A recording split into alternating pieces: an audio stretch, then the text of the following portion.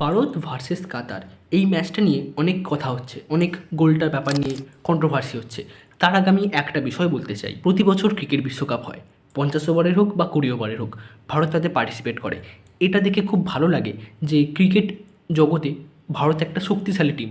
উল্টো দিকে ভারতীয় ফুটবলের অবস্থা দেখো, আজ অবধি স্বাধীনতার পর থেকে ফুটবল বিশ্বকাপের সবথেকে সহজতম গ্রুপে ভারত পড়েছিল এবার। কাতার দেশটাকে বাদ দিলে আফগানিস্তান, সেখানে তালিবানদের যুদ্ধ চলছে, এখনও অবস্থা শান্ত হয়নি। কুয়েত চেষ্টা করেছে তাদের লিগেও পয়সা ঢেলে কিছু কিছু বড় প্লেয়ার আনার, কিন্তু তাদের ইনফ্রাস্ট্রাকচার সৌদি আরবের থেকে অনেক খারাপ।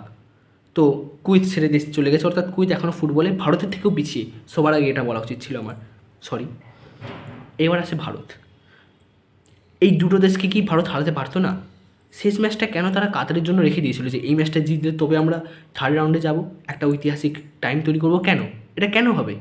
ক্রিকেটকে দেখে ভারতের বোঝা উচিত যে ওদের মতো আমাদেরকেও ফুটবলটাতে সেই ধরনের প্যাশান, সেই ধরনের এটাকে আনতে হবে, যাতে আমাদের মতো কোটি কোটি ফুটবল প্রেমীরাও ভারতকে ফুটবল বিশ্বকাপ দেখতে টিভিতে আগ্রহে বসে। এটা আমাদের কাছে একটা ড্রিম নয়, এটা আমাদের কাছে কী বলবো, একটা ড্রিমের থেকেও অনেক বড় কিছু। জয় হিন্দ।